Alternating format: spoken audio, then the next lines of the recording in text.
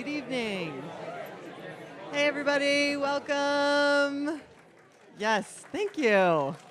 Welcome. So nice to have you here at the second Santa Fe Livability in the Land of Enchantment speaker series session of 2025, Bridging the Gap, Missing Middle Housing to Strengthen Santa Fe. I'm Johanna Gilligan. I'm the Deputy CEO at Homewise, and I'm really happy to be here with you all this evening. Thanks for braving the rain for us tonight. As you know, this is our third year running Livability program here in Santa Fe. The series is designed to provide an opportunity for residents and decision makers to learn together from local and national speakers how land use policies affect how affordable and livable our city is. Tonight, we'll be focusing on missing middle housing, the spectrum of smaller scale, multi-unit housing types that bridge the gap between single-family homes and large apartment complexes, and how we tailor those to Santa Fe's unique urban landscape. I think this will be a really interesting conversation that is going to really connect the dots around a lot of issues for us. I'd like to take a moment to thank our incredible sponsors that helped make this event possible. Our Livability luminary sponsor is the Santa Fe Housing Action Coalition. Our affordability ally sponsors are the La Fonda Foundation, the Santa Fe Chamber of Commerce, Santa Fe Habitat for Humanity. Our sustainability steward sponsor is Christus St. Vincent, and our Friends of the Series sponsor is Friends of Architecture Santa Fe. Thank you so much. Yes. In addition to those friends who are contributing financially to this program, we'd also like to thank our partners that have helped to really develop this series in vision, in content, shape how we ask questions. It's just really a fun group project.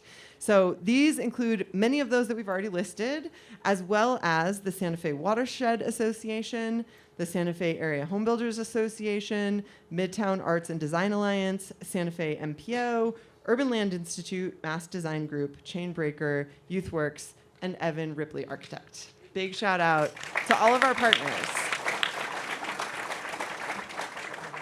Lastly, a few quick logistics. You can use this QR code up on the screen to view the program for this evening. And in a few moments, we'll hear from our speaker. Afterwards, we'll have a panel portion with some time for Q&A. We will accept questions electronically via Slido through the evening. To participate, please use the QR code or visit the Slido website and input the number shown. Once you are in Slido, you can click Q&A and the green Ask button to submit your questions. I think most people are familiar with this, but yes, I see people taking phones out. That's exactly what you should be doing. Get this QR code and then put the number 507 in there so you can tee up your questions. You can even plug them in while Dan is speaking. So, thanks for being here. I'm now very pleased to introduce our speaker this evening. We have with us tonight Daniel Parolek. Daniel is an architect, urban designer, and the founding principal of Opticos Design, which has grown into a nationally sought-after company of thought leaders in urban placemaking, innovative housing design, and policy and zoning reform. He has been featured in many high-profile publications, including the New York Times, the Washington Post, Next City, and Professional Builder. He coined the term missing middle housing and is a champion of the now international missing middle housing movement. He recently presented on the topic at the Chicago Humanities Festival. He also co-authored the book Form-Based Codes, which Planetizen called one of the top planning books of 2007, and co-founded the nonprofit think tank, the Form-Based Code Institute. He released the book Missing Middle Housing, Thinking Big and Building Small to respond to today's housing crisis, also a top urban planning book of 2020. In 2023, he was voted one of Planetizen's 100 most influential urbanists, past and present. He's also a really nice guy. When I was hanging out with him today, he was like, please make sure not to use the long bio, which I think is a real reflection of a person who's accomplished a lot and is very humble about it all. So it's my sincere pleasure to welcome Daniel up to the stage.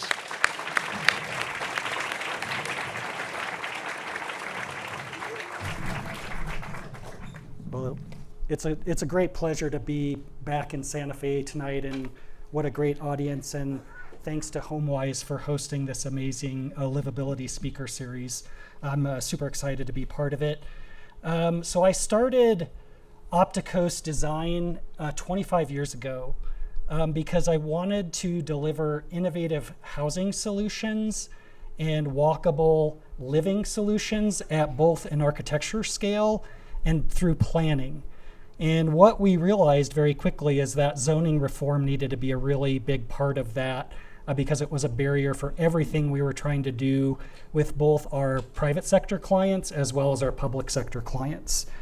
In 2007, we were super excited to become a B Corporation. And through that B Corporation commitment, we are committed to a triple bottom line of social, environmental, and fiscal responsibility. And that still drives the decision making in our company today. And it's super excited about that. So it's really interesting as I reflected back on sort of how missing middle housing sort of grew and evolved over the years, and realized that Santa Fe played an integral role in planting the seeds of missing middle in my head in 2009. I'll tell you a little bit about that in just a second. But I do keep hearing that we don't think there's a lot of missing middle housing here. And I'll tell you that based on past research and having spent 3 hours almost yesterday wandering around with Weston Glass and Chuck Wolf, who's in the room somewhere, you have an amazing collection of historic examples of missing middle housing. But what's really interesting about them is most of them are hidden, which is a really good thing, right? It's lots of housing that is integrated into a really great feeling neighborhood. And here is my favorite missing middle photo from all of Santa Fe walking tour yesterday, right? You're walking along a street, you look at a building, it looks like a single family house or maybe a couple of them along the street, and then you see a cluster of mailboxes. And you realize that there's 5, 6, 7, 8, 9, 10 units on each one of these lots. And so that's really the premise behind, and it fits really nicely into those neighborhoods. It's delivering housing choices in these highly desirable neighborhoods. So I think that that's just a really sort of integral part of how we talk about and reinforce missing middle in neighborhoods. So in 2009, I studied Santa Fe urban and housing patterns extensively for this Greenworks housing competition. Does anybody in the room remember this? Okay, there's 2, 3, 4. So our team at Opticos actually ended up winning this design competition with this courtyard housing solution that fit 600 to 1,000 square foot units onto a 1/4 acre site in the West Side Guadalupe Historic District on Alto Street, sorry. It's my Midwestern accent that comes through sometimes. And so I can talk I'm going to sort of plant some seeds of this and integrate it through my presentation as I talk about the characteristics of missing middle housing. But more recently, we teamed up with the city and actually worked on the Midtown Master Plan and the zoning code to implement that. So I know that'll probably be a part of the conversation as well. That was a really exciting project locally here for us to work on. So what's really exciting to me is that this idea and this concept that I came up with now 13, 14 years ago really has become a movement. And I wouldn't have actually ever imagined that it would spread so broadly. And I'm super excited about that. And so, see if okay, it'll transition. So this slide was the picture of a really great housing type that we used in a conversation in a project in 2000 in Santa Barbara County. And this is one of those projects where we as the consultants stepped in the room, the very first meeting with the task force, neighborhood task force. And the first thing they said is, we're not going to accept anything more than 18 units per acre. That was just the idea that they pounced on. 18 units per acre is going to ruin our neighborhood. Don't you dare. And we're just what does that mean? What is 18 and why isn't it 18.5 or 19 or 16 or 14? Where does that number, what does that mean and why are you afraid of it? And then more important, we said, well, let's back away from this number and let's go for a walking tour. And so we took the task force on a walking tour of Santa Barbara. And if you've ever been to Santa Barbara, you know it has one of the richest collections of historic missing middle types in the entire United States. And so bungalow courts, duplexes, fourplexes, neighborhood main streets, and then we come to this type, and that there was a consensus amongst all the task force members that this is their favorite type. And so we said, this is great. So what do you like about it? It's about the scale, the way it addresses the street, the parking's in the back. It could be a big house, right? You don't even know that there's multiple units in it. And so we said, well, if we can write a plan that will deliver this scale and quality of housing and write a zoning code that can predictably deliver those results, would you support it? And everybody said yes. So we very quickly, we had our wheels, we measured the lot, counted the mailboxes, came back and we said, this is almost 40 units per acre. And it immediately disarmed the conversation, and we sort of had a healthy conversation about how we can write a plan for base zoning that would deliver this. And so I think a big part of Missing Middle is the success of it is it's given communities a tool and a way to frame the conversation about housing without using these terms like density that come with a lot of baggage. Because I can guarantee if you go into any neighborhood in Santa Fe or any neighborhood anywhere in the country and say, we're gonna write a neighborhood plan that triples the density in your neighborhood, you're gonna get thrown out of the room, right? And so this backs away, and let's talk about the form and the scale and the typology or the type. I know Chris Wilson talked about this a little bit in his presentation. I'm just gonna continue to reinforce that. Sorry. Oops, I'm going the wrong way. I'm going the wrong way, so I apologize. The other thing is just the most basic idea of removing the barriers and making these simple housing choices legal, right? The cottage court, and this is an example of a cottage court that we designed and was built recently in Healdsburg, California, is the type that almost everybody can have consensus on, is like, we love this type, it's a favorite type, but it is actually illegal in like 99.9% of all zoning in the country. I actually haven't found a modern version of the cottage court that has been built by right under a conventional zoning code. So that's just, the idea is like, why shouldn't we, or let's make an effort to make these types legal. Oops. So why is this so important to be talking about today? It's always really amazing to see such a big group coming out to talk about this, because you understand this, but I like to understand this. Geez, I keep misdriving this. So right, in addition to the shortage of housing that's been delivered all across the country, including in Santa Fe, right, there is a gap between the types of housing that local households both want and need and what's being delivered. And you can say that about any market in the country, and there's a lot of different reasons for that. It's all this big gap in between the single family homes and more conventional garden apartments or bigger, more urban residential buildings.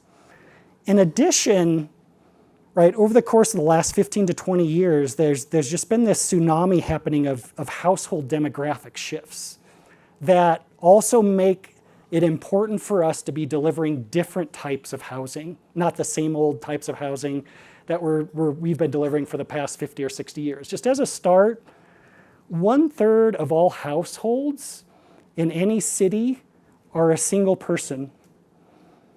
Do you think we're designing and building housing that's specific to the needs and desires of a single person household? Absolutely not. By 2030, 1 in 5 Americans will be over the age of 65. Increasing multicultural society, right? More interest in multi-generational living, because a lot of cultures choose to live multi-generationally, sort of on purpose. And then, right, by 2025, right now, up to 85% of households won't have children, right? And so this idea that we need to be building housing for people, the family with 2 kids and a dog, it's like, yes, we do, but we've done a lot of that. So there's already a lot of stock for that, but we need to be building a lot more housing for much smaller households. The other thing that I want to reinforce is that over 50% of Americans want to live in a walkable neighborhood, and only 8% of our built environment delivers it. And I tell people I'm not an economist, but I'm smart enough to know that high demand and low supply equals really high housing prices. And that's why the most expensive neighborhoods are also like the ones you can walk to downtown and walk to a main street and walk to a coffee shop. I just encourage you to look up the preference survey that the National Association of Realtors does biannually. It has some really great statistics about even 78% of households will pay more for a home in a walkable neighborhood. And that they're willing to give up the single family detached house for that walkability as well. So just really interesting data out there, right? This growing, aging population, and right, what does that mean in terms of the types of housing and the types of neighborhoods we need to be delivering to accommodate that? And this is the reason that AARP National has become one of the biggest advocates for missing middle housing. So this document that we produced for AARP now, I think 3 years ago, is downloadable for free. If you just Google AARP missing middle housing, this will come up. And what I'll tell you is I knew this was reaching the right audience when my father-in-law on a Saturday morning emailed me and said, I just got my AARP newsletter and it's talking about missing middle housing. Is that you? Like, yes. So, right, it's reaching a much bigger audience, and they have 40 million members. So that's a really big umbrella to be sort of talking to missing middle about. Okay, then this rapidly growing lack of affordability, and I don't think I need to talk, I'm not the statistician here, but your city, just like other highly desirable cities, just gets more and more, has more and more lack of affordability. And that's not going to slow down. And so missing middle is not the silver bullet, but it is one tool that every city should have in their housing toolbox to help address this lack of affordability, for sure. And then, did you know that zoning was created and first implemented, and the system it still works on was created the same year that that camera was built? Right? So what other 100-year-old operating system can you think of that we're still using? None? Yeah. Yeah, absolutely. They're in the process of fixing it, right? And as is every city. But the reason the reason it's so ineffective as every other city is it's operating on this system that's 100 years old, that's not sort of meeting 21st century challenges or meant to deliver 21st century housing choices. And to be honest, these zoning codes, most historic missing middle was built prior to zoning codes being put in place.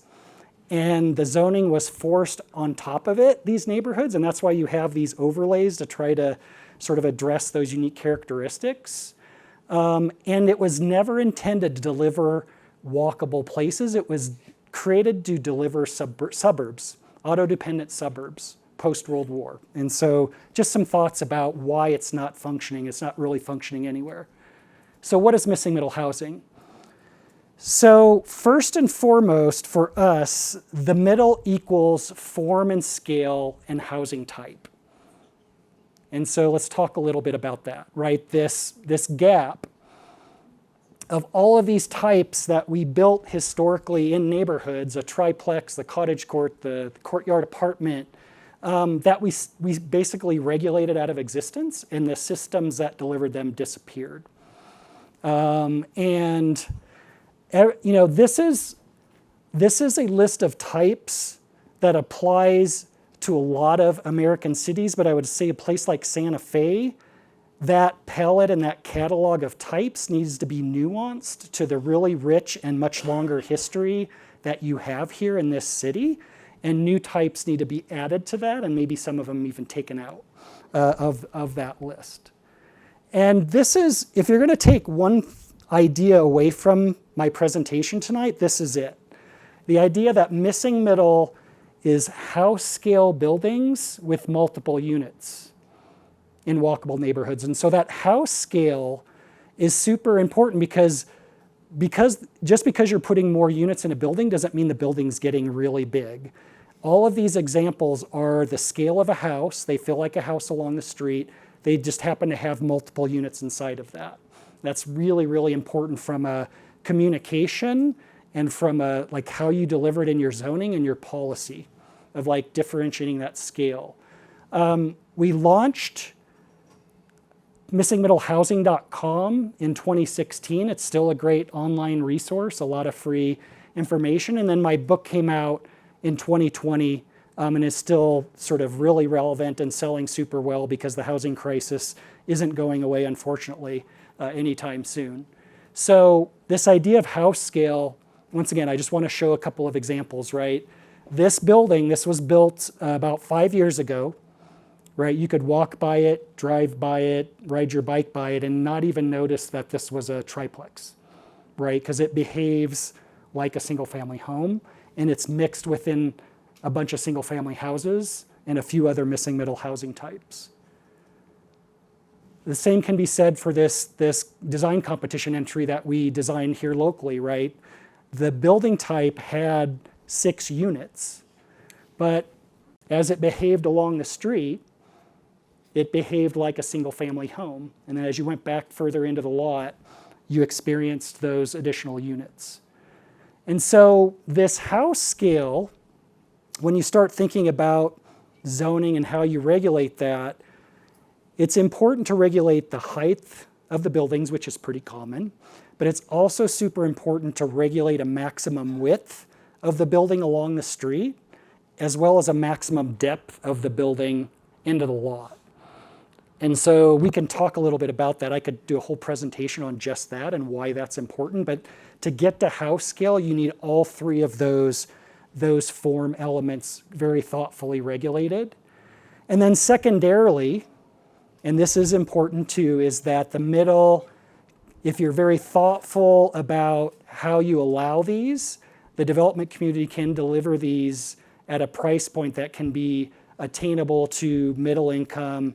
And I would say it varies by market, but I would say like 80% median income and above, typically, plus or minus a few. And that's a really key part of this in terms of a attainability solution. So if you look at this affordability barbell, this is a graphic that we created, right? You have subsidized affordability, which kind of delivers to kind of the lower household income levels on one end. And then you have increased supply, which helps generally reduce sort of prices. And then the missing middle types fit right in the middle to deliver what we call affordability by design, if it's thoughtfully enabled and delivered. And why do we call it missing is that between 1990 and 2013, only less than 10% of all housing units delivered were these missing middle housing types. And it's actually it's actually decreased substantially since this was done.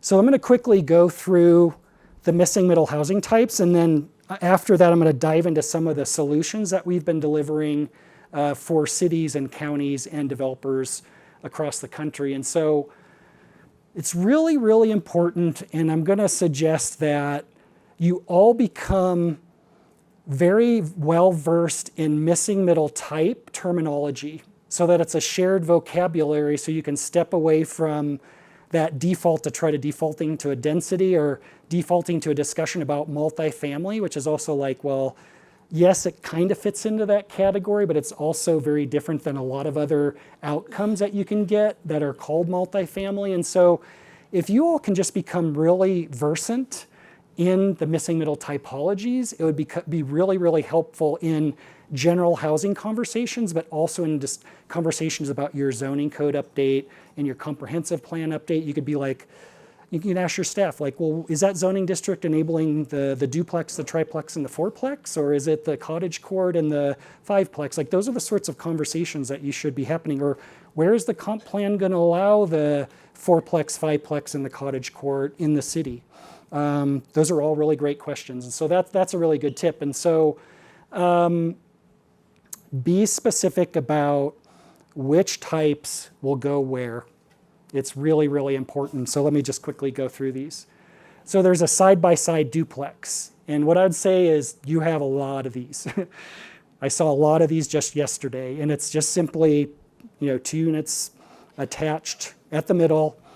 There's some really creative design solutions, like I saw a lot of the doors facing sort of perpendicular to the street, so you don't actually notice that it's a duplex. A lot of different styles of this throughout Santa Fe.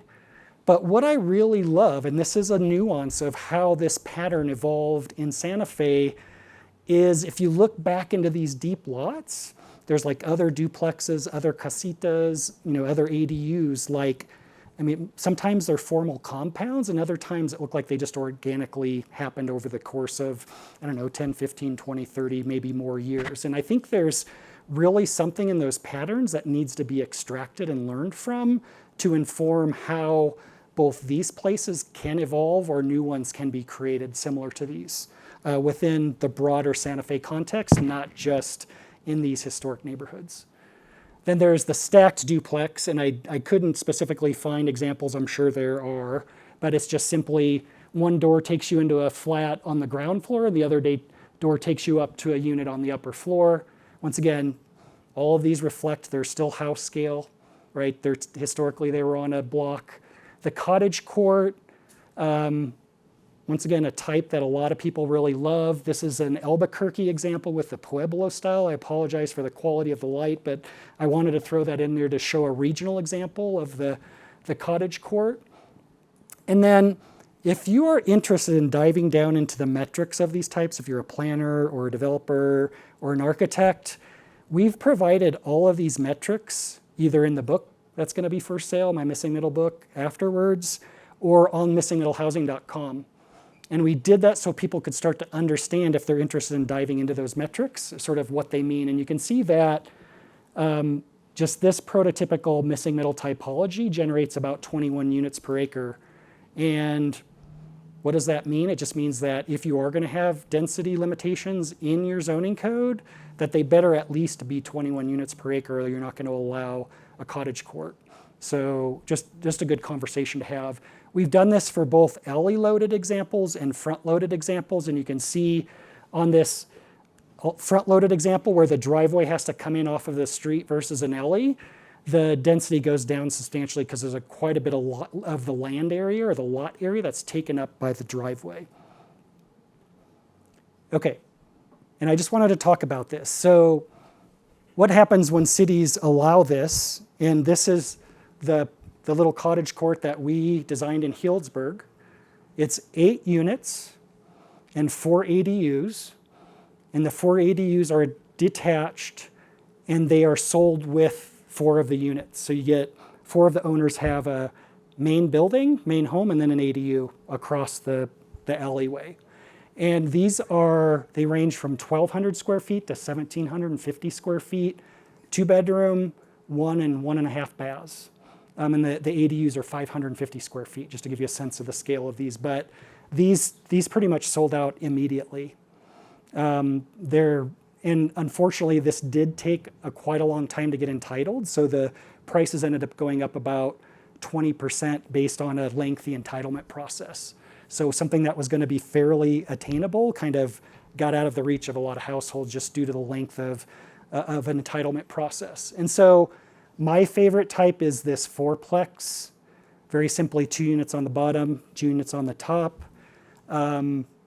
Very, very few of these, especially for sale, have been built. I couldn't find a single case study of recently built for sale 4-plex. We can talk about that in the panel this evening, but did find examples thanks to Chris Wilson. I'm not sure I don't think he could come tonight, but he talked about this, he pinned it for me. And this is a great local example of a 4-plex.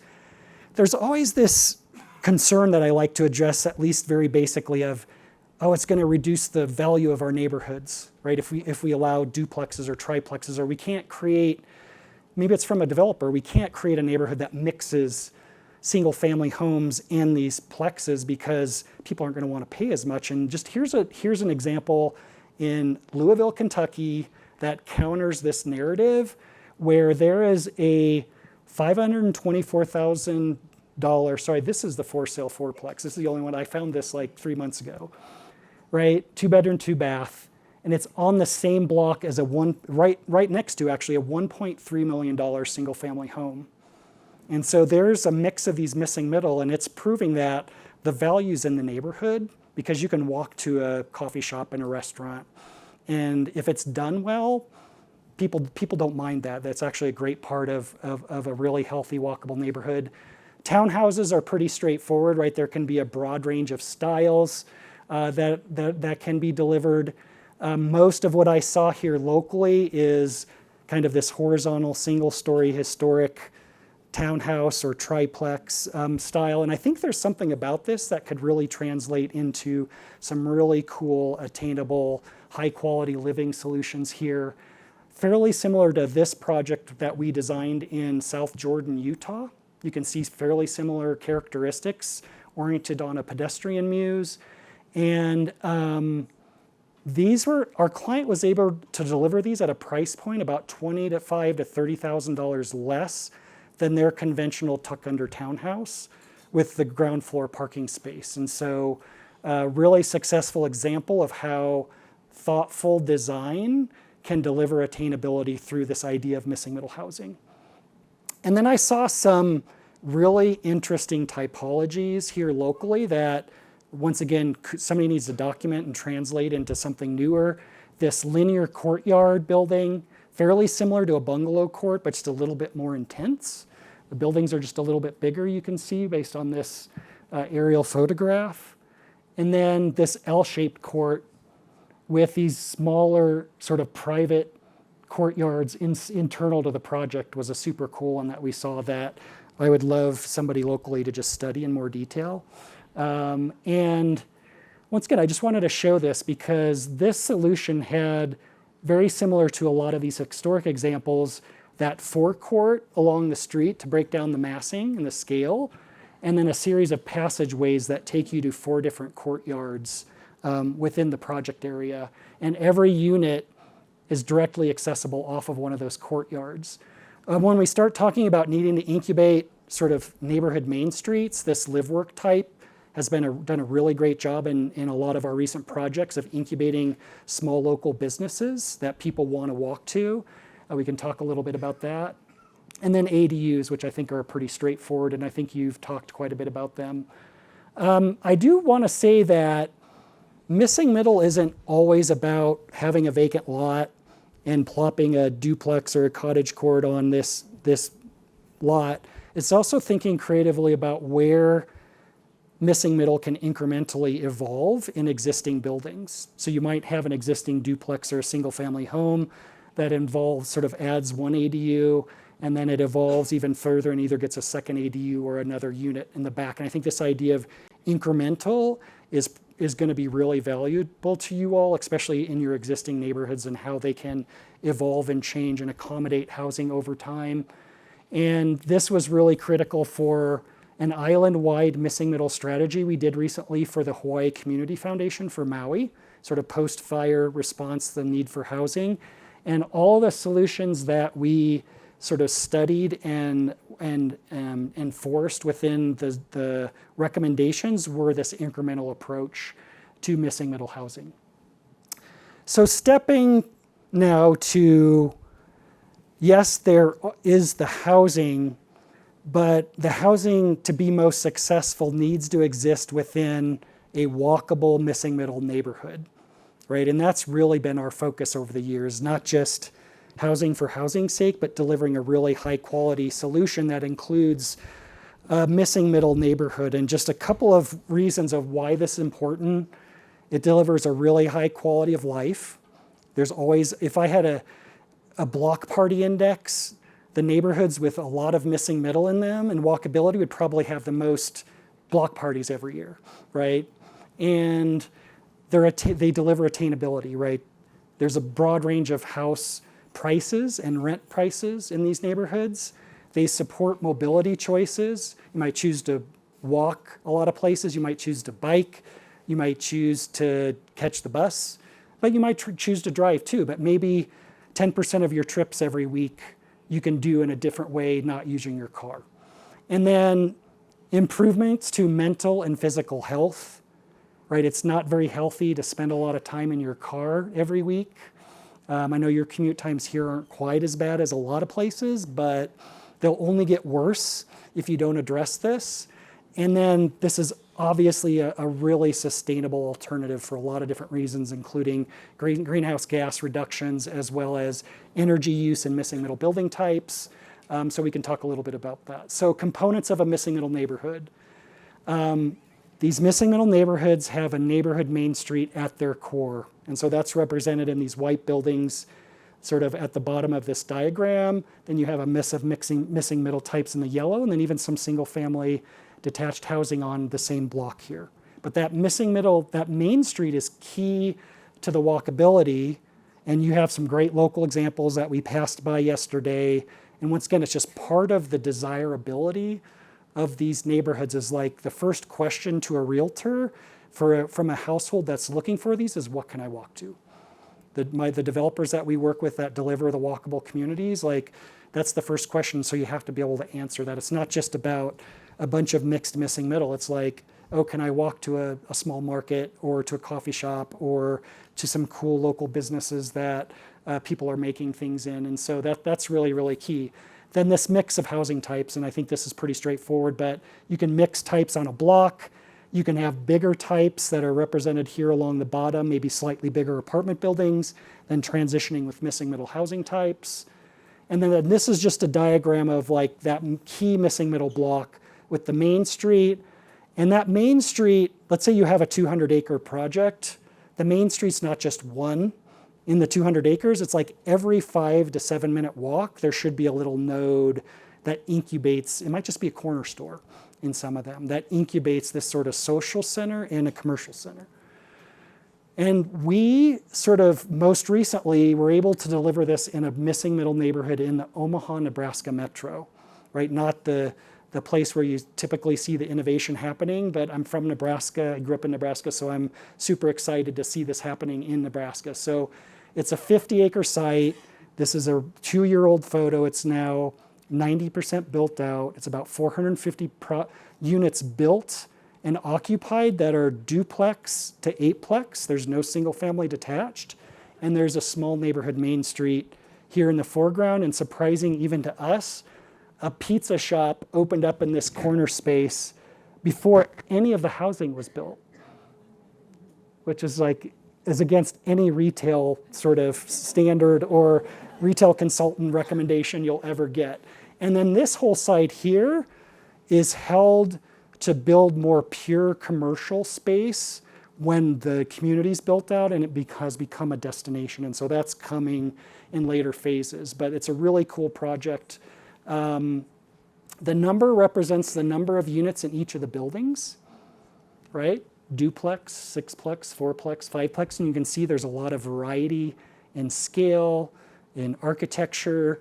It's on a tree-lined street that's very welcoming. Super, super interesting. And in terms of price points, there's a 1-to-3 ratio in the highest rent to the lowest rent within the project, which is pretty rare as well. There's a neighborhood main street. I kept trying to get our client to do a small coffee shop in this corner, but he didn't do it. But there's still opportunity. Laid out in a series of streets and blocks, very sort of simple pattern, but not typical for a lot of projects. And a really important part of this, and I think this is key to your local conversation, is you got to get your street standards right, both with your local engineers and your fire and emergency staff. And so you can see we got 28 curb to curb here with parking on both sides, which is rare, and that was a fight. And the only reason we got this is because the mayor became the biggest fan of this project. He got his staff and us in the room at the very beginning of this submittal and said, we're going to make this happen. He said, you all are going to make this happen, and we're going to be smart about it, but it got entitled in, I think, 3 months. But this 40 feet curb to curb is what we just got asked to design in Athens, Georgia, in a city that just adopted a complete streets strategy and a Vision Zero strategy. and there was no accountability to that engineering decision to ask for not only 40-foot curb to curb, but a turning radius that you could fly around at like 45 miles an hour. So we got it a little bit lower, but this is really important to your walkable neighborhoods. And it's also a key characteristics of how your great neighborhoods function right now. And just have that conversation. The other super interesting part about this project, it is parked, sorry, let me start here. It's in a greenfield location, edge of town. There's no transit, and it's in an environment where the weather gets really cold and snows a lot. And it's parked at 1 parking space per unit off street. And the rest of the parking is on this street. Yes. You must change your parking standards. So this project proves you should never have to require more than 1 off-street parking space. And I'm a fan of not requiring it at all and just letting the market determine. And a lot of the off-street spaces are not garages, they're just parking spaces. And our client does charge a premium for the garages, but it's not impacting the viability and performance of his project. This is actually the highest performing multifamily project in the Omaha Metro right now. It's outperforming every other project, even with on-street parking. Because people can, if you live in this ground floor unit here, you can park 15 feet from your front door and walk into your living room and sort of see your car from your couch, right? Instead of parking in a big parking lot over there somewhere. Let me talk a little bit about comprehensive plans. I just encourage you to make sure as you're diving into this to make missing middle a priority and decide where it should go and make it by right. And we worked on 3 comprehensive plans that had both missing middle sort of as a priority in its policy, as well as sort of the delivery of walkable communities. And they were Plan Cincinnati. I'm not saying any of these are exactly like Santa Fe. They all have little bits and pieces you could learn from, where it had this nodal growth pattern of 42 walkable neighborhoods that the policy reinforced. And then the form-based zoning that we wrote reinforced a whole catalog of missing middle housing types and different catalogs for each of those neighborhoods. And then on a different side of more rural, small town on the island of Kauai, we did an island-wide comprehensive plan that used these sort of walkable place types as the foundation for growth, of channeling growth and housing into these locations. And obviously those place types were they're a little bit different than you would do in most other places across the United States, but that's a really cool strategy. And then we did form-based zoning to implement the community plans in each of those areas.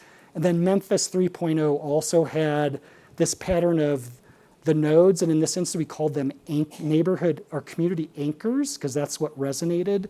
And the housing was channeled into those as a priority. And then we did 7 area plans after the comp plan got adopted for 7 of those anchor areas at the same time to demonstrate how the zoning should change to deliver missing middle in those anchors. A really cool example. And then we've also seen a lot of communities prioritize large opportunity sites in their comprehensive or general plans for the delivery of missing middle. And one really great example, and I think we all hope that Santa Fe never becomes Jackson, Wyoming, but you very well could if you don't change the trajectory of where you're going. But they had dedicated a 225-acre site that had 2 landowners as a priority site for the delivery of attainable and workforce housing. And so they hired us to answer the question, could missing middle housing, missing middle neighborhood be competitive from a financial return to the landowners?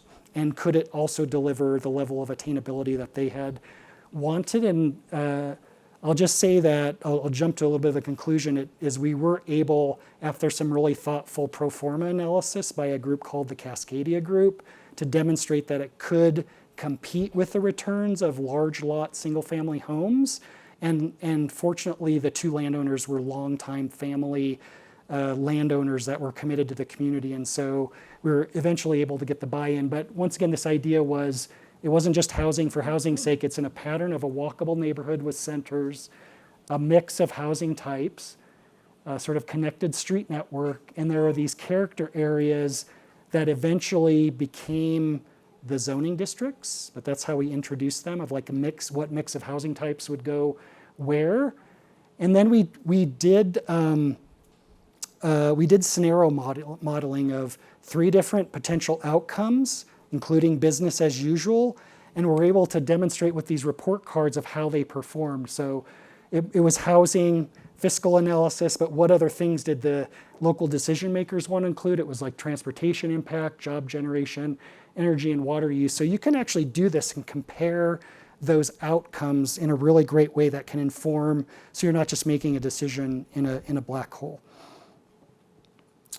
Okay, so I'm gonna go through these fairly quickly, just some other important tips and techniques for you to take away, and hopefully they can help inform your conversations about housing generally, but also your comp plan and your zoning.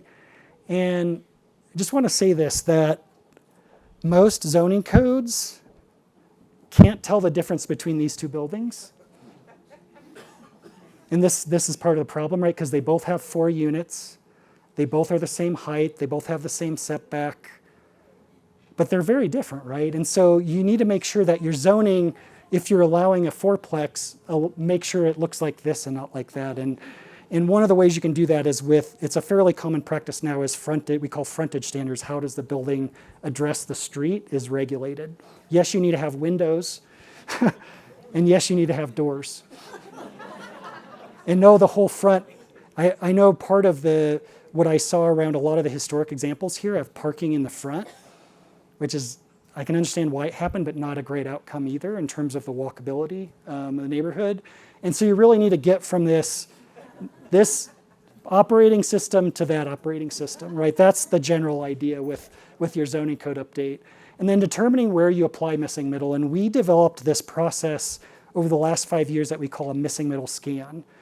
And what we decided is that instead of getting caught up in 5 years in one city doing a land development code update, we would do what we call the diagnosis before that surgery, or before a comprehensive plan, where we go into a city.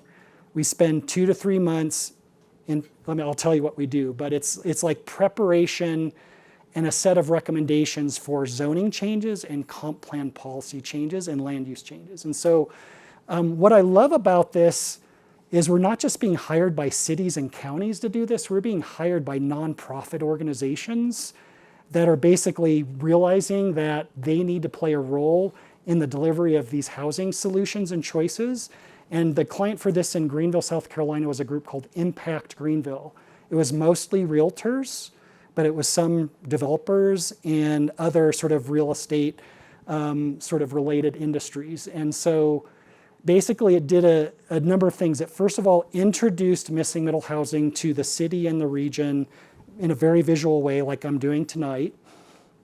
The second thing it does is it prioritizes geographically where missing middle should be prioritized. We call this the missing middle priority map. And we've got a set process that we've established over the number of years that we review a set of criteria.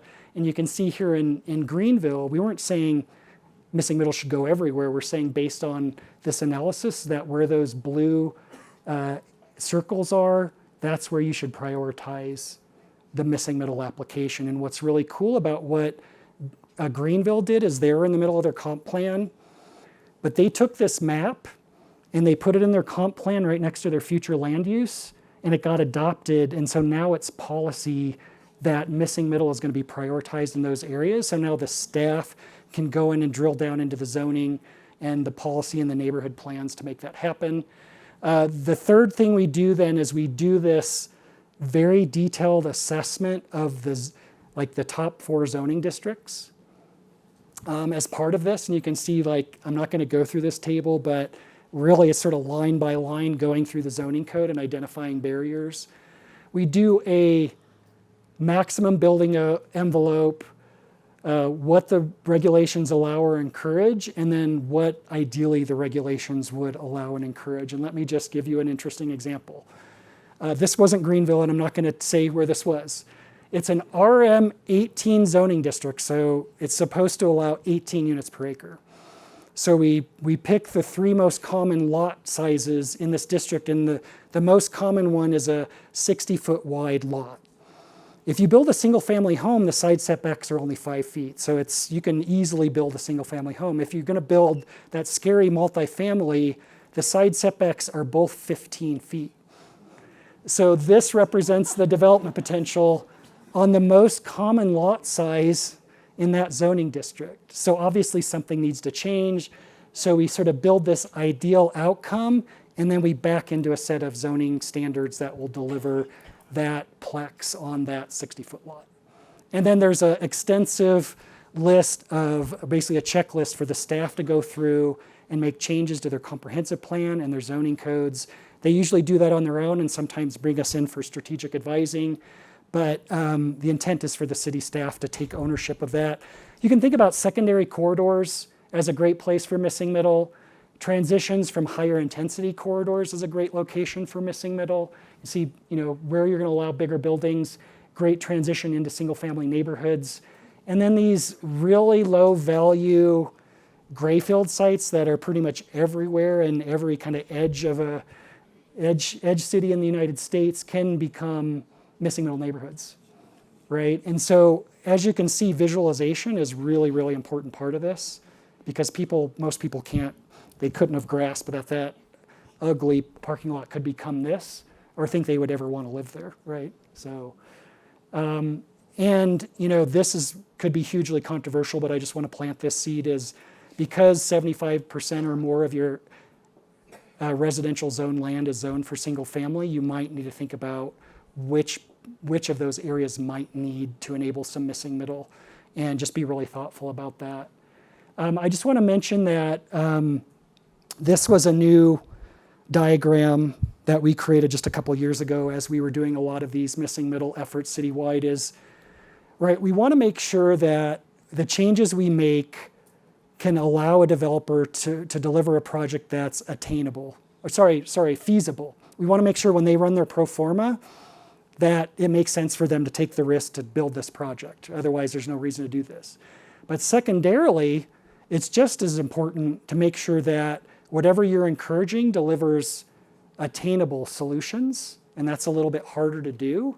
But you also want to make sure you're delivering livability, not just housing for housing's sake, right? You want to make sure that that's a really strong component. And so I'm going to quickly go through this. The process is really, right, we have these lot sizes, we test an outcome.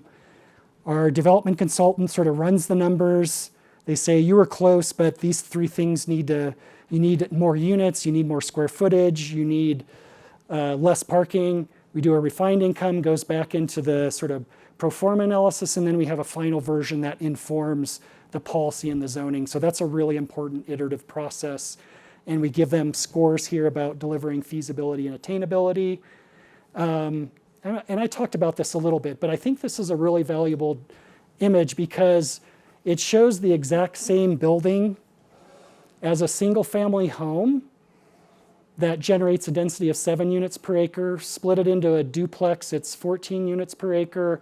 Delivered into a fourplex, it's 28 units per acre. Delivered into an eightplex, it's 56 units per acre. And what you can see is the building didn't change at all, but by splitting it into different units, you get more attainability. But if you're using a density-based system, you're probably not going to allow 60 units per acre or even probably 27. So really interesting part. And the way that we directly approach this in terms of allowed uses in our form-based zoning is we just simply list, instead of going from single family, townhouse, and jumping immediately to multifamily, we introduce this full range of missing middle typologies directly in each of the zoning districts. We just are really upfront about what's allowed in those districts.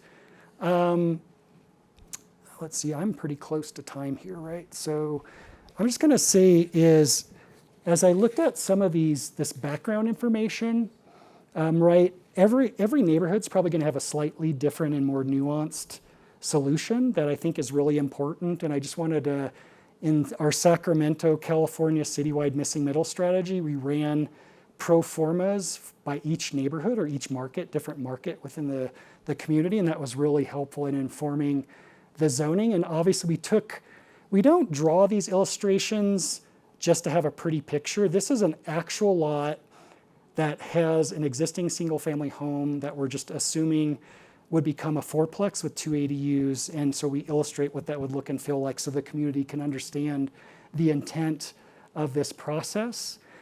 And we can talk about this a little bit more in the panel, but what we found in Sacramento is that it's really hard to compete with a large single family home or a sort of luxury townhouse from an infill standpoint. And so we had to incentivize the fourplex and figure out a way to do that. So the city of Sacramento eliminated density caps completely, eliminated density caps in their comprehensive plan.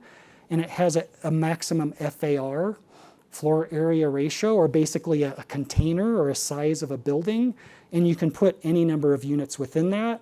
And the more units you put in it, the more FAR you get, the more development potential you get. And we found that that was necessary to enable the fourplex to have the rate of return that performed equally or a little bit better than a large single family house.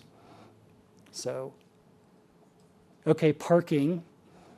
We could talk about this all night tonight. But I just want to mention, we've done a better job, a couple of messages, we've done a better job delivering spaces for cars than homes for people. Like if you look at our landscape of any US city. And also, it's really important is you can't be against reducing parking requirements and for attainable housing. There's a mismatch there. You just can't. So the reduction of parking requirements has to be part of the housing strategy, and the delivery of missing middle will not happen without it. And this is a great Banksy mural if you don't know, but I loved sort of the play on sort of this parking that he did in this mural in Los Angeles. Once again, this is that neighborhood in Nebraska. This is the example, suburban location, parked 1 space per unit, functions really well with the on-street parking that it delivers. And then I just want to show this really quickly is encouraging cities to accommodate innovation. And this is our car-free community in Tempe, Arizona called Cul-de-sac. That would be the largest car-free community in the country when it's completed. It's got about 300 residents. But not only is it car-free, but it had the intent of being mobility rich, which it's adjacent to a light rail. They're delivering transit passes, car share, bike share, scooter share passes at a reduced rate for residents. And I'm just going to show you a little glimpse of it. It's got a mixed-use center with a market, a restaurant, bike shop, a bunch of cool small local businesses. It's become a destination. It was in BBC last week as a travel destination. So just look it up. I have the first project I've ever designed that's become an international travel destination. Once again, this sort of courtyard housing typology, a lot of it was based on the Barrio Viejo, sort of in Tucson that we studied, or even some of the Mediterranean places that we all love to visit. But I just loved this was in the BBC article that at full build out that this project will save 2.2 to 3.6 tons of greenhouse gas emissions annually. So simply removing cars and giving people that option. 50% of the first phase residents moved here from outside of the state to live car-free. So there's a real demand for this, and even if it's a 2% of the market wants it, we're not building it. So there's a demand for it. They have really cool artist markets, great energy. We can go tour it sometime. And then we're utilizing this story map digital platform, and I just highly encourage you to look at that for some of your community planning processes. We did it in Louisville for a citywide missing middle strategy. So it makes all of that information that's in a PDF or a document that sits on a shelf, it makes it easily accessible in an online interface. It's a really great system. And then streamlining delivery is obviously really key. And this pre-approved building plans is a kind of a really trendy thing right now. Jennifer Settle, who runs our Chicago office, did this for South Bend, Indiana. It was one of the first cities that did it, and basically a small infill builder can come to the city and say, I want to, for free, they can actually use one of those pre-approved plans and do an infill project and go directly to building permits without any design or even zoning consistency review. So we've done the same thing for a lot of ADU places. I wrote a couple of articles about things you should think about if you're going to approach this, because it's not as easy as you might think. One of the big questions and debates we usually have with the city attorney is who's taking on the liability, because as an architect, my professional liability agent is like, I can't insure you for unlimited number of use of your buildings, and so there's a lot of technical pieces of this. And then 5 mistakes that are pretty common. So wrapping up, I do want to say that we all have, or most of us will have, personal stories to tell about missing middle. This is my great-grandmother, and she lived in a duplex.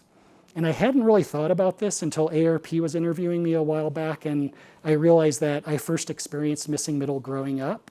And she had like probably a 650 square foot unit home, but it was everything she needed, and it was within walking distance of the main street. And so it was everything she needed at that point in her life. But I just encourage, one of the things you could do locally is gather personal stories about missing middle. Some point in your life, you probably lived in it. Your kids might live in it now, your aunt, your best friend. And then there's some tips that I'm not going to go through all these, but I just encourage you to, take part in this conversation about missing middle and shift the conversation away from density, multifamily, and start becoming familiar with the terminology, the typologies. Go on some walking tours, sort of see these things in person. Maybe fly and go see some of these places. And then the other thing is think about doing one of these missing middle scans. Like could this prep your city, sort of give you the sort of direction you need to sort of direct the comp plan and the zoning to support this. And then there's a lot of other strategies I talked about that you can take away. But what I would say is that I'm very active on LinkedIn. If you want to just reach out, and if you're active on LinkedIn, I'd be happy to have you as part of my LinkedIn network. I do want to say that Collected Works, after the panel, is selling my book, and I'm going to be, if you want me to sign it, I'm happy to sign the book for you. But please do support your local bookstore. I'm not saying that to just buy my book, but I love when the local sort of bookstores show up and sort of sell my book. And go to missingmiddlehousing.com. If you want to learn a little bit more. But I think part of this is what I love about an audience like this is it's pretty clear that there's a lot of different expertise in the room. Some of you might be developers, some of you might be architects, some of you are just community members, lawyers, planners. And what's great is each one of you can play a role and need to play a role in the delivery of these housing solutions. So just encourage you all, and I think coming here today demonstrates that you're committed to doing this, of stepping up and playing the important role that you need to play in delivering these attainable solutions to really keep Santa Fe the type of place that it is, reinforce the type of place it is, and make sure it's this welcoming of community that sort of welcomes and provides choices for everyone into the future. So thank you for coming tonight. Look forward to the conversation.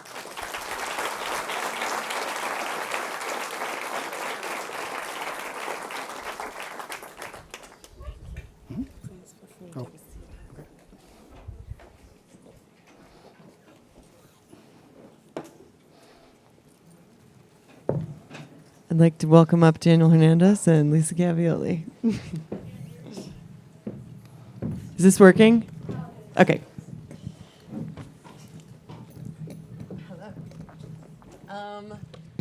Thank you so much, Daniel. That was such a wealth of information. Really excellent to get such a visual and interesting overview of, oh God, I'm having a problem. Okay, sorry. It was just such a great visual and overview of this really important subject. So I'd like to welcome Lisa Gavioli and Daniel Hernandez up here for a short panel. We're going to have just a few questions, and then, of course, we'll take audience questions. So Daniel Hernandez is a real estate developer, planner, and project manager, and the founder of Proyecto. Daniel worked several years to create and implement the redevelopment plans for Midtown District in Santa Fe. On that project, he was a development consultant and the former Metropolitan Redevelopment Agency director. Thank you for joining us tonight, Daniel. Next to Daniel is Lisa Gavioli. Lisa serves as the administrator for Tierra Contenta Corporation and as a senior project manager with NV5. She has close to 2 decades of experience working at the nexus of planning, development, housing, and historic preservation. So this is an opportunity for, I think, a very rich conversation that will ground these ideas of missing middle housing in our little city here in Santa Fe. So I'd like to start with a little bit of an update about both Midtown and Tierra Contenta, as I think these are both interesting and important projects that connect to this conversation. So, Daniel, would you mind starting talking a little bit about Midtown, describing the vision of the project, the status of the project, and how you see it connecting to what Daniel talked about tonight? Yeah, first, is it on? Now? Yeah. I want to thank Dan, actually, for doing a great presentation about, I think that sort of establishes the premise of what Midtown Master Plan was all about. It was created to actually create that dense space. So Opticos created the plan, and it provided for a variety of housing types throughout the plan. But it was also seen as a center also. So it was also probably one of the only places in Santa Fe where we could actually get higher density than a lot of the missing middle housing that you presented. Yep. But also recognizing that there were surrounding neighborhoods that were going to be affected by the master plan and the opportunity to actually do missing middle housing in those neighborhoods. One of the outcomes of the master planning process with the community was to create a neighborhood stabilization plan for an adjacent neighborhood. And that neighborhood actually is prime opportunity for the kind of missing middle housing that was presented tonight. And the Office of the Metropolitan Redevelopment Agency is creating a stabilization plan for that neighborhood focused on increasing housing types and particularly around affordability. But again, the Midtown Master Plan itself was a center of gravity for a lot of those surrounding neighborhoods, so that those surrounding neighborhoods actually would have walkable distance to Midtown where a lot of the commercial activity would occur. The other thing that was really important for the Midtown plan was building off an existing zoning that surrounded the Midtown site, which was a commercial district, and one of the parking lots that you showed up here reminded me of the opportunities along Cerrillos and St. Mike's for those missing middle type housing projects to occur. So I feel like Midtown, the vision for Midtown was actually to be an impetus for this kind of development to occur. And I'm glad to say that all the parcels at Midtown have development proposals on them. Some of them have this scale, this missing middle housing scale, as well as a higher density scale because of the commercial that's down below. So there's a variety of housing types and uses throughout the district. And also we are preserving a lot of the existing buildings there. So I feel like this project is going to be a catalyst and an opportunity to actually present to the communities of Santa Fe that, one, there's an existing market that's going to desire and seek these housing types, but also that they begin showing a prototype for things that can happen in other districts throughout Santa Fe. That's great. Lisa, would you share kind of a similar perspective on Tierra Contenta? Sure.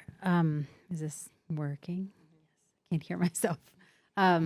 Well, Tierra Contenta was founded over 30 years ago as a planned community to really encourage and in fact require a high level of affordability. So there's a requirement for 40% affordability throughout the master plan area in Tierra Contenta. To date, the first 2 phases of Tierra Contenta are all but complete, and phase 3 is getting ready to launch. Phase 3 is in the midst of getting its master plat approved. As we were, I will say that the Tierra Contenta Corporation amended the master plan back in 2021, and in doing so also created design standards for phase 3A of Tierra Contenta that really very heavily relied on missing middle housing and your work, Dan. And the real vision has evolved for Tierra Contenta to not only create affordable housing, but to create community, and really acknowledging that a mixture of incomes and a mixture of housing types in particular helps to create community, in addition to encouraging innovation and reintroducing some of these housing types that have fallen out of our vocabulary in Santa Fe. I wanted to start with these two projects because I think they represent a real potential for how Santa Fe can grow.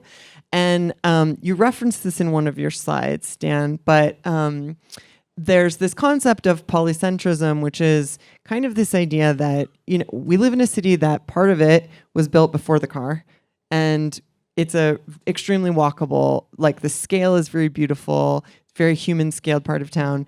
And then the city grew after zoning codes, as you referenced, it really in response to kind of like a more single family pattern development and around the car in a much more real way. And now I think what we see is we're seeing a lot of new apartment development, and it's really great that we're having housing, but a lot of those apartments are actually getting built like really on the edge of the city. So you're seeing these nodes of density with no amenities, with no green space, just housing. And so it feels like that's not what we're trying for here. I think what we should be trying for is this kind of idea of polycentrism, which it's challenging to reintroduce walkability in the context of a land use pattern built around the car, right? But one way you can do that is kind of nodes of mix of housing types, mix of uses, and higher density. That like a node like Midtown, like the Plaza, to some degree Tierra Contenta, and that then you can connect those nodes with transit and with trail connections, so you could really live potentially without a car or with one car in your family. So can you just talk a little bit about that idea, Dan, where you've seen that work and what is required in order to make that center, like new centers, work? Yeah, I mean, we've seen it work in a pretty broad range of different context types. And just as an example, one of the first places we did it was Beaufort County, South Carolina. Not a place that you would imagine, but we were hired, this was 15 years ago, to identify where growth should happen and how to deliver a compact, walkable, built environment and neighborhoods in those areas. And it was primarily to preserve the rural context, but also a degrading natural environment. That sort of water quality and all sorts of other issues were popping up. And so those nodes can be a place for directing the growth, but it also, as you mentioned, can become the place like the Midtown where it has the broader mix of scales and types and uses. And it does become a great way to be what we call transit supportive. So even if transit doesn't currently exist, it means that it could potentially exist in the future. And it gets away from what you said of like, there's nothing worse in my mind than density without amenity, which is like the way most cities are doing it, just because it's the little bits and pieces of land that's left over. And it's like the only reason somebody's going to live there is because that's where they can afford to live, and they're going to move as soon as they can afford to live somewhere else, or if they can't afford. And that's really not the smart way. I know we all would agree that's not the smart way to grow. So, and then it can happen in a combination of like retrofitting existing opportunity sites and identifying new growth areas. But I think it's how those get stitched together becomes really critical as part of that strategy, and it usually starts in a comprehensive plan. And in Beaufort County, we did it as like a vision plan that basically became the comprehensive plan, future land use, and a framework for that nodal place-based mobility plan for the county. So it really, it can inform and should inform all of the planning and policy once it's implemented. That's great. And to that point of kind of general plan, which is a process that we are in right now. In fact, we have a general plan table that you can come talk to after this talk.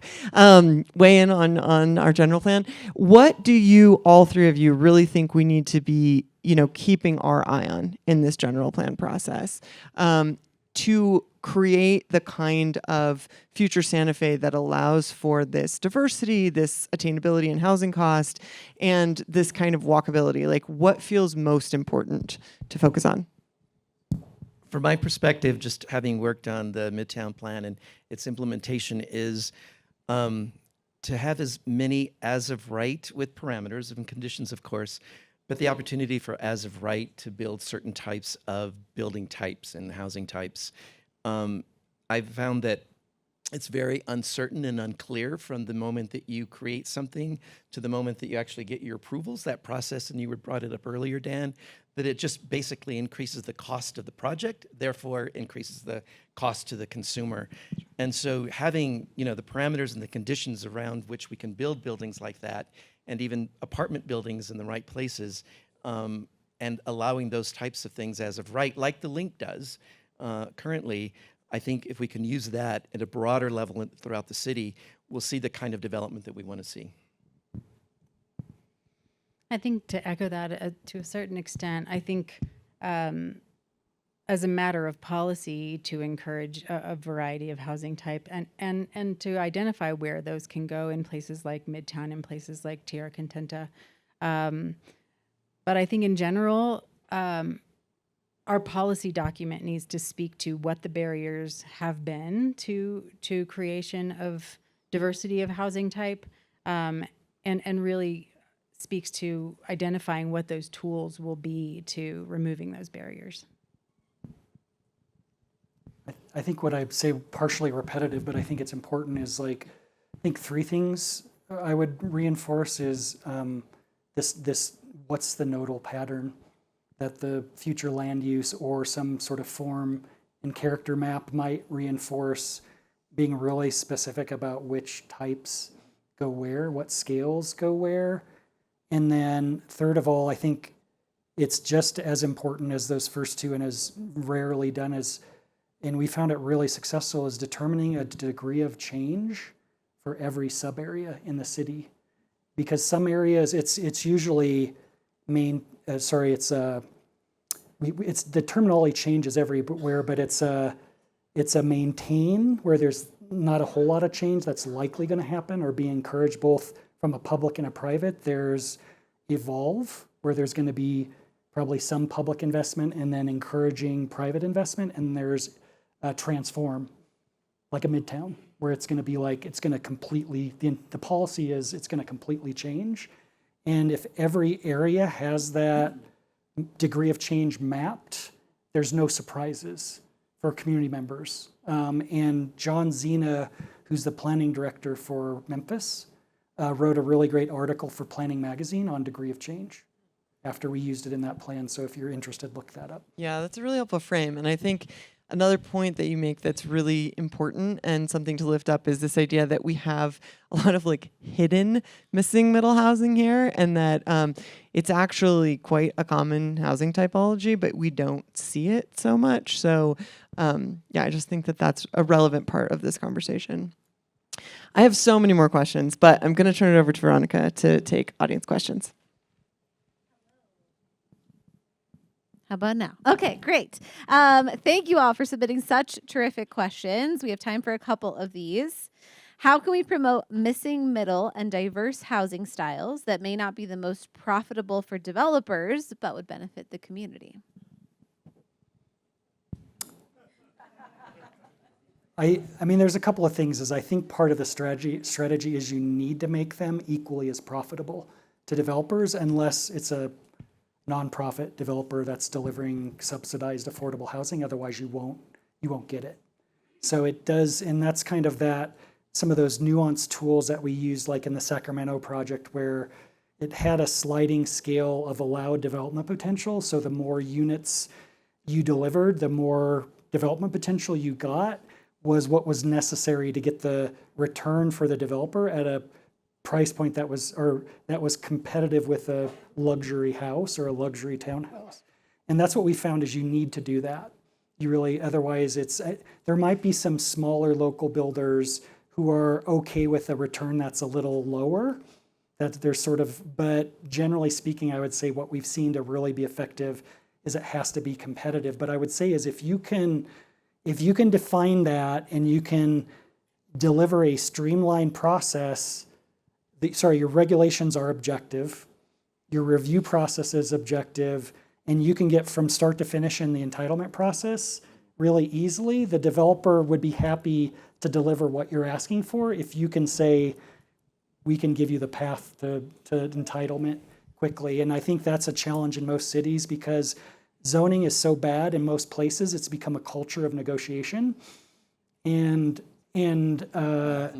so like that's the most risk for developers having to come in and spend sometimes years negotiating in that way. So you need to get rid of that. I almost cried when I heard that somewhere they got their entitlements in 3 months. Nebraska. Yeah. Veronica? This is a very related question, but I think really builds on what you were just saying. So the city currently requires an early neighborhood notification meeting, staff reviews, and planning commission approval, sometimes city council approval, for any development with 3 or more dwelling units. Do you think this could be hindering the development of missing middle housing in Santa Fe? And how could this be restructured? In a word, yes. I think what has been really exciting for developers and for me and the staff at the redevelopment agency is that the master plan that was created allows developers to actually understand what can and cannot be built as of right. They don't have to go through this lengthy process. And if we can begin replicating that kind of objective parameters about what needs to be built or what people want to see built in a specific zone, then the developer can deliver that without their risks going so out of control because of the uncertainty of that approvals process. So I think again, Midtown I feel like has a lot of keys to establishing a way that development can happen, the type of development again that we want to see. How do you see other communities plan for walkable neighborhoods when existing infrastructure has been built without this in consideration? You can build middle housing walkable neighborhoods, but if the commercial aspect doesn't take root, don't you risk still not having walkability? Absolutely. That's why I didn't get a chance to talk a lot about the cul-de-sac sort of retail incubation strategy, but we've been sort of refining that approach for 15 years now since we worked in Seaside, Florida, and saw how they incubated a very vibrant town center over the course of 30 years. But it's if you need to be thoughtful about sort of a developer doesn't want to take a big risk and build like 40,000 square feet of pure commercial space out of the gate and hope that the commercial tenants will come up. So in cul-de-sac, as an example, is they hosted Thursday night flea markets once the site grading was done, and it became a destination. So the second the first business opened, people were already in the pattern of going to cul-de-sac to sort of be social and to spend money and support local businesses. And so the other thing that happened is we designed these 700 square foot spaces on the main plaza that if the commercial or retail didn't show up, they could become an apartment as a backup, but they all leased up in 2 hours, and they're now converting the rest of the ground floor units into commercial spaces. And so then they did the last thing they did is they built a beer garden, which was like low expense, kind of high return, authentic, placemaking experience that people seem to love. And so there's all these little pieces that if you can do it really thoughtfully without spending a lot of money and create a place and make the commercial uses viable. And like in cul-de-sac, one of the best performing businesses was a vintage clothing store. And they were so successful in their 700 foot space, they've now moved into a 2,000 square foot sort of permanent retail space. So you can be thoughtful about that, because I agree, you can have the best mix of missing middle, but if you don't have that walkability, it's like, it's not the same. Definitely not the I same. want to piggyback on that just briefly. You know, at Midtown, you had talked about the pizza place that went Yeah. in. That's actually one of the first commercial things that's going to happen at Midtown. I don't know if Phil is here tonight, but the developer for the film production studios, one of the first phases is actually bringing in a pizza guy who's going to open up a restaurant across the street from the screen. So the screen and the pizza place is going to open up at the same time. That plus, you know, we thought a lot about in the office, and Carly Venditti is here. We thought a lot about those open space opportunities to begin bringing people back to Midtown. So they're organizing a concert now for the fall, and so we want to begin those first phases of outdoor spaces to begin building out possibly a beer garden or other things. But definitely the first thing that's going to come out is this concert.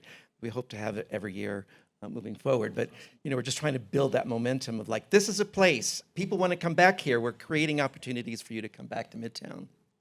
One of the challenges is there's very few retail consultants that have an expertise in this sort of incubation, so you have to be really, really creative about it. And it's usually even finding a business owner who sort of has gone through sort of incubating a few of their own businesses that can help strategize, or maybe bringing in small local businesses that might want a second location, like a coffee shop or something creative like that, where they're not all new businesses that are going to maybe turn over more quickly. So there's like a toolkit, and I'll say that we're working on a little toolkit that I'm super excited about, because I think it's critical to the walkability of the neighborhoods for sure. Okay, final question that we have time for this evening. We have many homes in Santa Fe that are 7, 8, 9, and even over 10,000 square feet, yet many people oppose dense, small unit walkable developments. How can we change the conversation to show that density is more efficient and less impactful than large homes on large lots? I'd like to speak to this question if I could. Yeah. I'm the former Historic Preservation Division Manager for the City of Santa Fe. And so I'm quite familiar with our missing middle housing stock as being historic. I think, repeat the end of that question. How can we change the conversation to show that density is more efficient and less impactful than Thank you. large homes on large lots? Thank you. I think pointing to our historic housing stock as existing, as having been built before zoning largely was in place, and as not legally buildable under the current zoning code, is really important. I think also using visuals, speaking to local examples, and perhaps also revealing that a lot of the history of zoning in legislating out these housing types was also part of a project of legislating out certain classes of people. And so revealing that bias that went into some of those original forms of zoning nationwide, not just in Santa Fe, but really moving towards a more equitable situation that is more inclusive to all of our community members, I think is really important. I'm thinking of it from a political perspective as well, in community meetings, et cetera.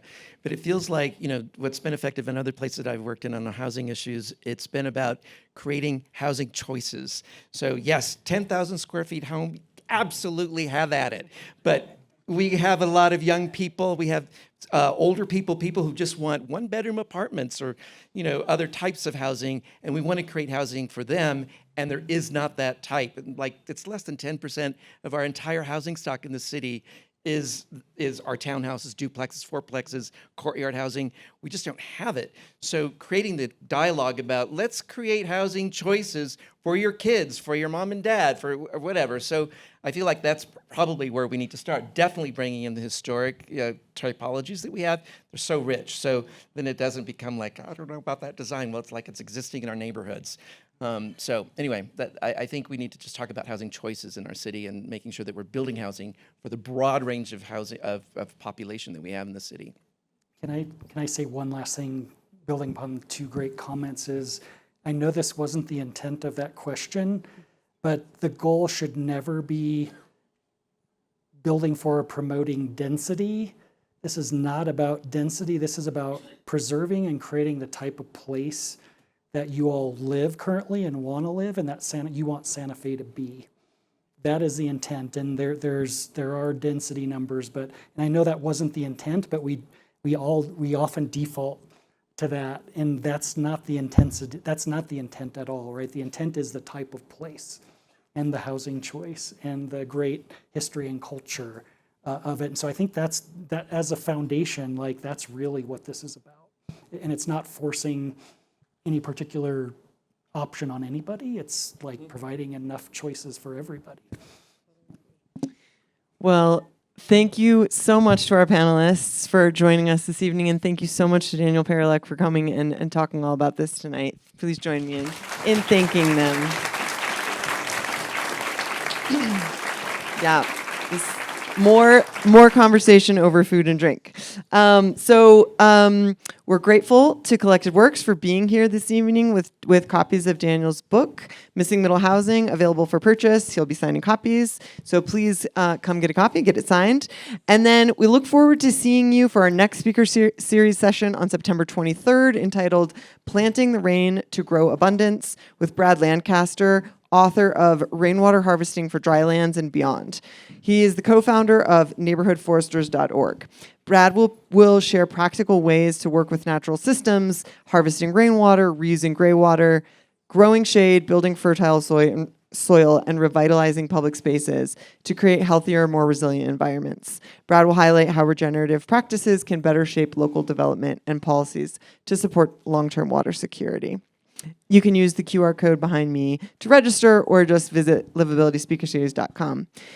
In a moment, we'll break for food and drink. When you walked in, you received a card with a couple of discussion questions, which are also here on the screen. We encourage you to use those as you chat with people you know and don't know to debrief the session. Please join us. There's food and drinks in the hallway, and we look forward to connecting more. Thank you for being here.